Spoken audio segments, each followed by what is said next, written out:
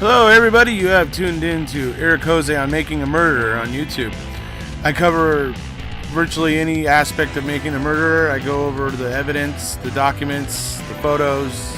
So if you like, stay tuned, and in the future I'll have many more videos besides the one you're about to see. Hello folks, we're here today doing a little video because recently I've had quite a few commenters on my channel, people that believe that Stephen and Brendan are guilty, saying things that I just felt it was easier to respond with a video to explain all the many reasons why I believe Brendan was coerced, or all the many reasons why I believe that Stephen was wrongfully convicted. So to just answer all of it with one video where I'm going to put all this information in one spot, where I can then share this link whenever I'm getting somebody on my channel who's minimizing my argument in a way that you're going to see in the first comment I'm going to show you here today.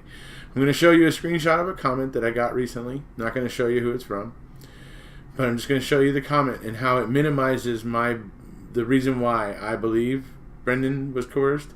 It's going to show you exactly how this person is basically not at all acknowledging all the various other reasons why it seems like Brendan was very much set up for coercion.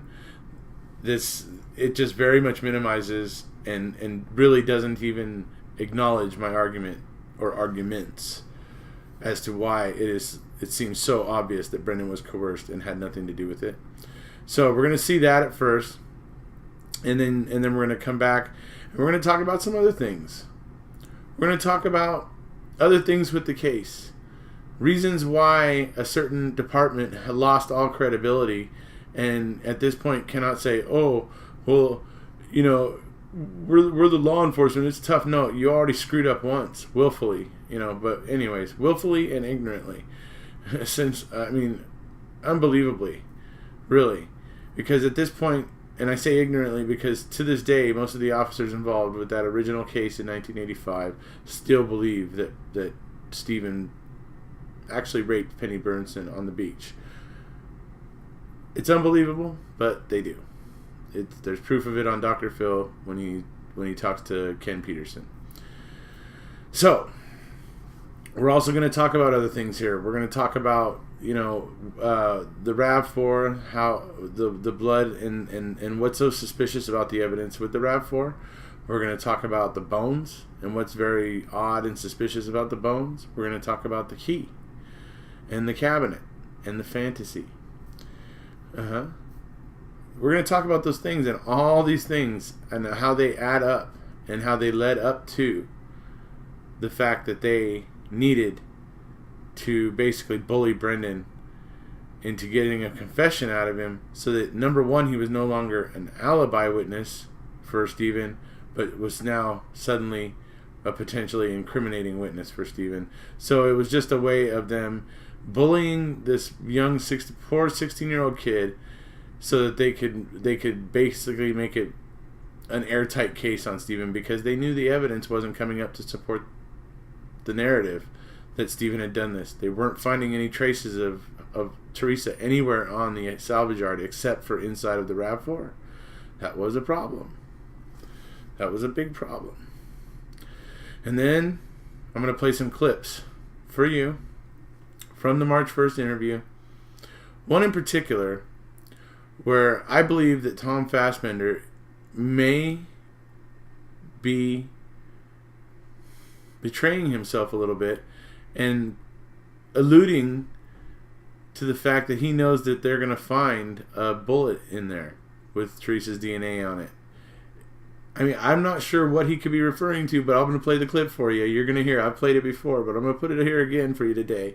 You're going to be able to hear that. So we're going to go over a very, very broad and comprehensive scope of reasoning as to why I believe that Brendan was coerced and all of the factors that lead up to it, not just the minimizing that you're going to see in the first screenshot I'm going to share with you today. So we'll get on with it.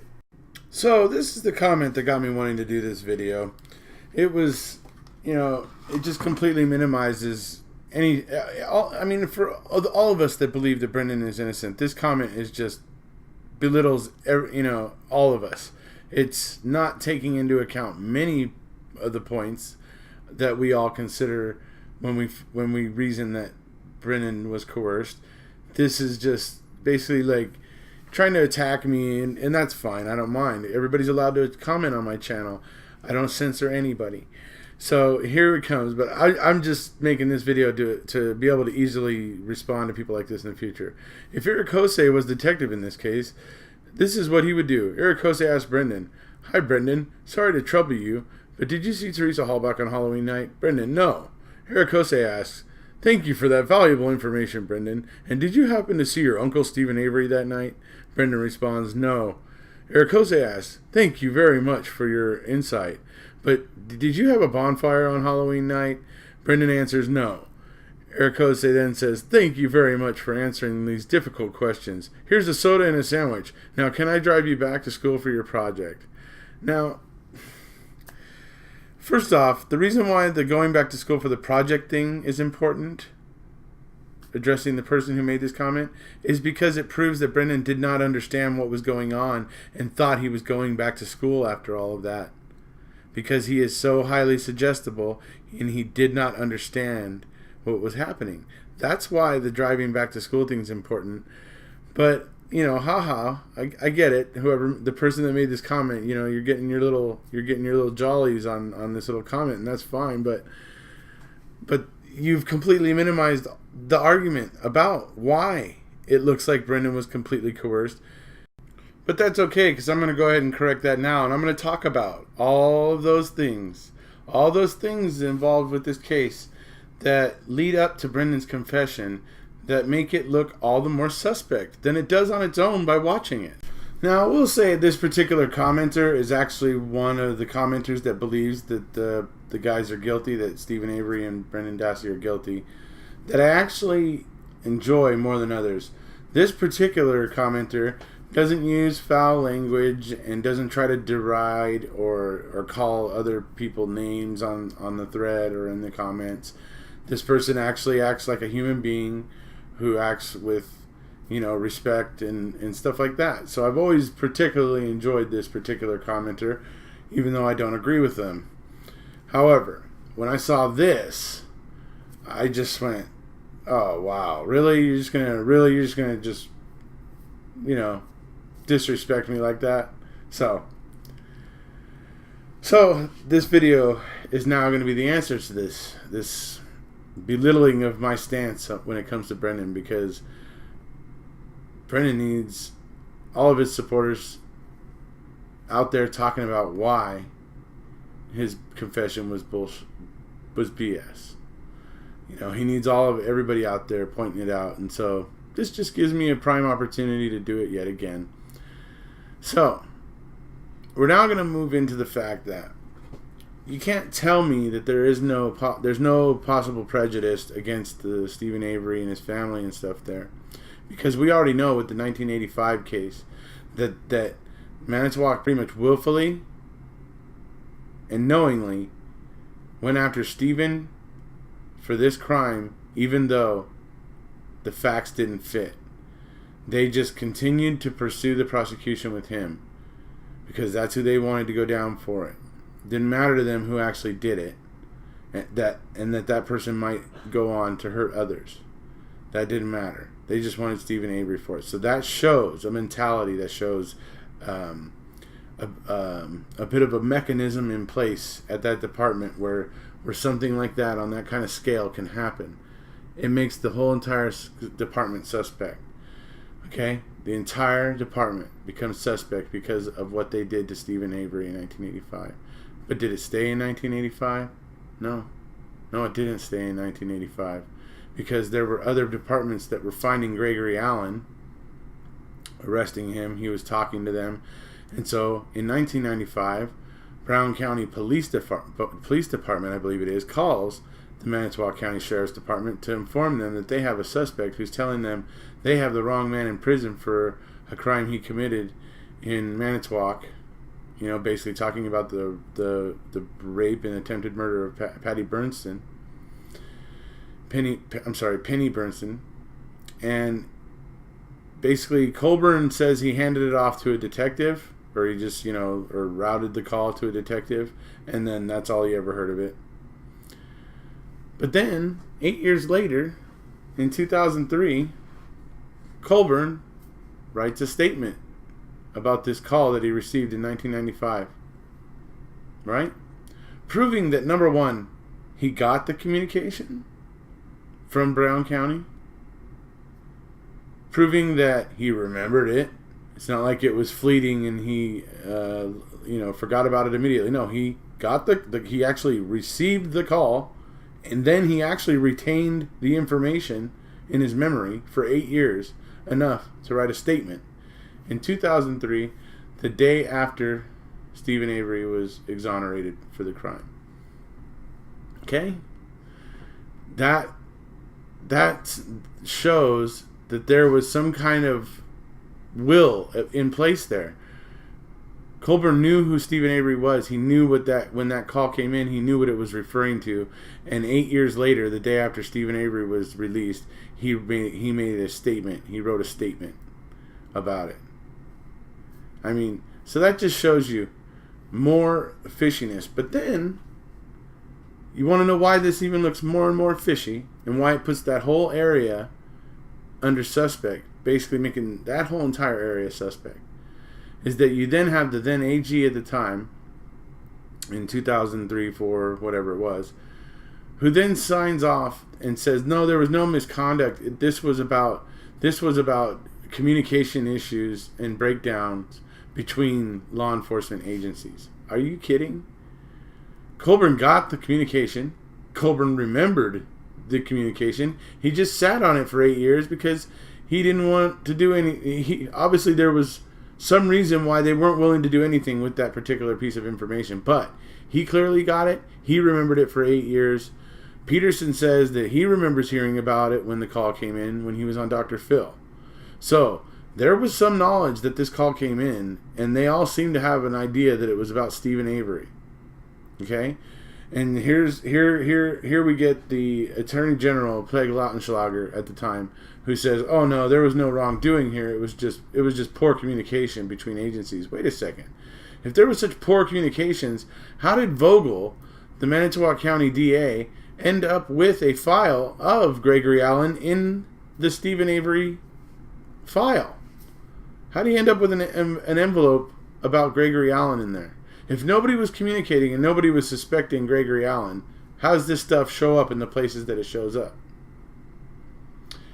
It shows a pretty widespread net of people that are willing to help each other cover their ass. Okay? And so when you see that, when you see it was there then, you see that it still came forward into the 2000s, into 2003. And then you see the whole Teresa Halbach thing that starts in 2005. And you look at this evidence. And you look at the things with this case, which we're going to talk about. So, that's my spiel about the fact that you cannot trust the law enforcement in the area, because the law enforcement in the area has, number one, bungled, has willfully, wrongfully convicted a man, and has, number three, had no remorse for it. And you have at the state level, the Attorney General that covered up, that basically signed off that there was no wrongdoing when there absolutely was. So with all these things combined, no, I cannot just blindly listen to whatever law enforcement says happened in this case, because it doesn't wash. When you look at the facts, there are improprieties between what the narrative of the story is and what the actual evidence is. And so much of the evidence is suspect in the way that it was found and everything. There's just so much things that cause one to question in this case. You can't have that many reasons causing question without it. It doesn't happen by accident. It shows that something was going on behind the scenes that caused all of these strange questions to come up. and basically what that seam is, what that thread is that explains all these odd anomalies, is that somebody was trying to influence the case so that they could get a conviction against Stephen Avery, and not investigate the evidence and who it really pointed at. That's my own opinion. But we'll move on next into the blood in the RAV4 and the finding of the RAV4. Okay, so we've well established now that there is a clear mechanism, whatever you want to say. There is, a tendency in this area, this law enforcement, for them to willfully, wrongfully convict a man for a crime he didn't commit. It's there. It's right there. You can't deny it. It stretched all the way from 85 into 2003. So, I mean, you can't say it was gone. You can't say that there's absolutely, no chance that kind of thing was still there, because that's ridiculous to say. Because, like I said, we know that the communication was fine. Colburn got the communication. I'm not going to say it anymore. Peg Lautenschlager saying it was communication was ridiculous. So that framework for that sort of behavior is there. Now we're going to talk about the RAV4. As you know, I have another video about the RAV4 and what I think is very suspicious and strange about the blood in the RAV4. You can watch that.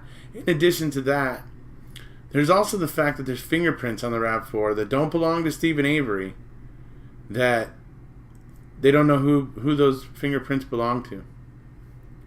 And then you add to that they didn't find any evidence in the trailer of Teresa. None. Of Brendan Dassey either. No evidence. With this supposed scene that was going on there. No evidence there. No evidence of Teresa anywhere. Nowhere anywhere on the salvage yard. Nowhere in the garage at all until March 1st. They find her miraculously on the bullet. This miraculous bullet that's not dusty like everything else in there. But anyways, so they're not finding the evidence to support what they believe and what they've charged Stephen with. So it gets going. Eventually you get to March 1st. Well, you get to February 27th, and then that's when Wiegert and Fassbender start targeting Brendan. Brendan is Stephen's alibi at the time. And that's how he was going to testify at Stephen's trial. But by doing this, right?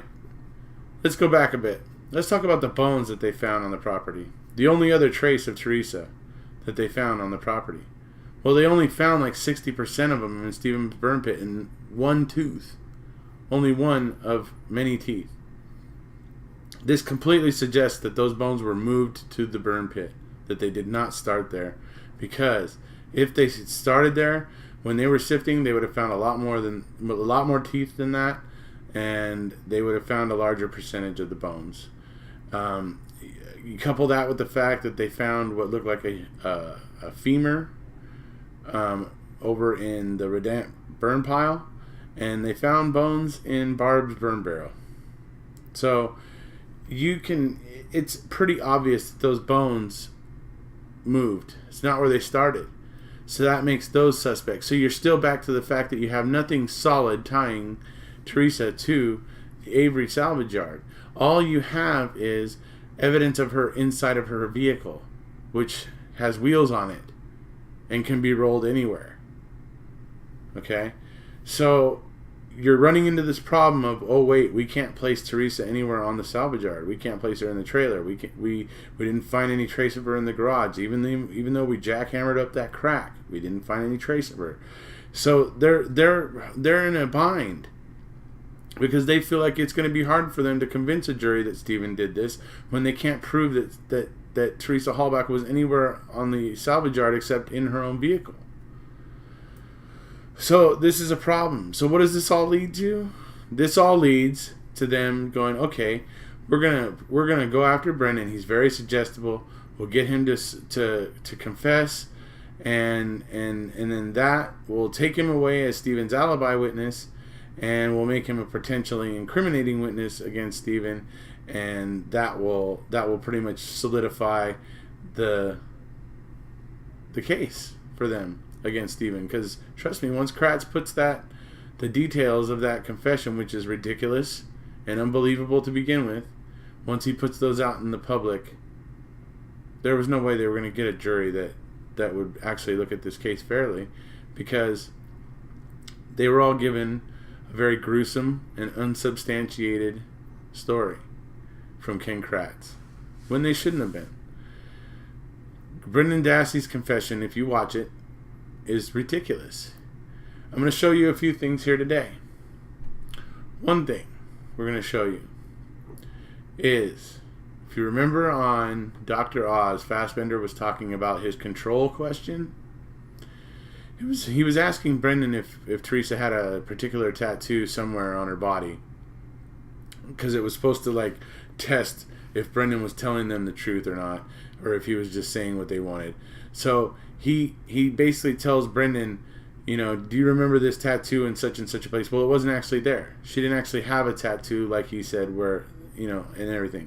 Initially, in the part they play in Dr. Oz, on the Dr. Oz show, you hear Brendan say, no. And then they stop it. I'm going to play you the clip right now. I'm going to play you the clip right now so that you can see for yourself just exactly how suggestible Brendan is. He basically says no at first, but then changes his mind because he's trying to please them and says, oh yeah, well maybe. That's the kind of suggestible Brendan is. And that's what we're going to see right now. Okay, so this is where Fassbender asks his control question, and it goes wrong, in my opinion. We know that Teresa had a tattoo on her stomach. Do you remember that?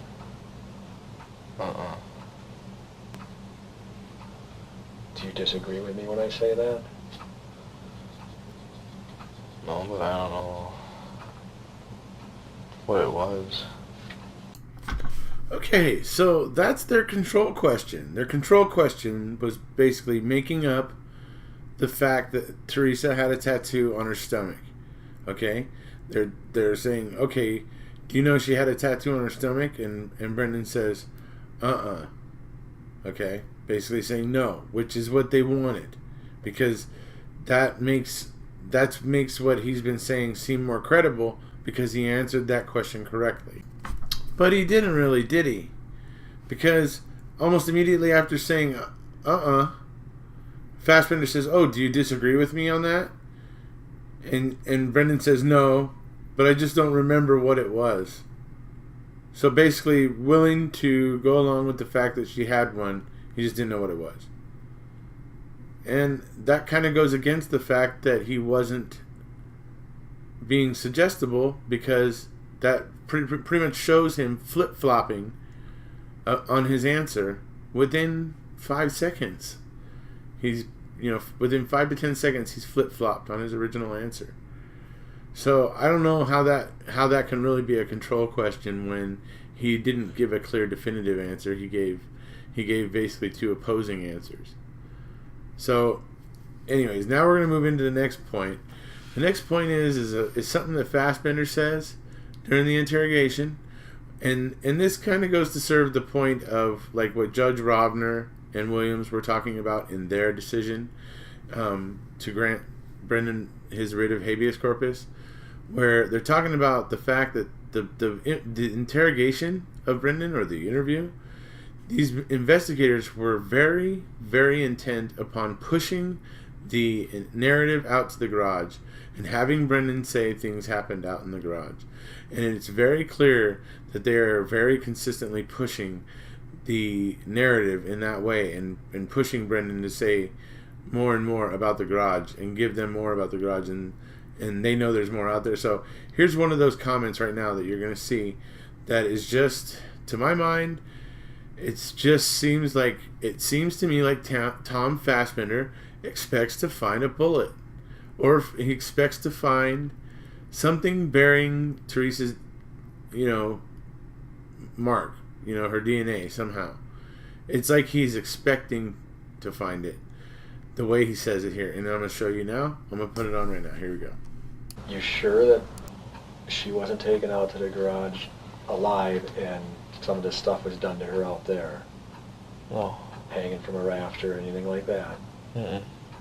The worst is over. You're not going to shock us or anything by telling us if that happened. Because I just have a feeling that something may be there. So, something, pause, it may be there. Now, is it definitive? Obviously not definitive, but it still goes, number one, it's still trying to get Brendan to push things and say things happen in the garage. But that's an interesting statement to make. That he feels, you know, he feels that there's something, it may be there. Yeah? I mean, that sounds to me like he expected to find the bullet. It really does. Obviously not definitive proof, but it sounds very, very odd to me. Added to the fact that he tries to represent that flip-flopping on the control question as proof that Brendan wasn't suggestible. Ridiculous. Okay, then you add to that other things. I mean, you know, I already talked about the bones, only 60% of them, blah, blah, blah, blah, blah. The key in the cabinet. There's no way in hell that key was missed until the 8th day and was found by Link and Colburn.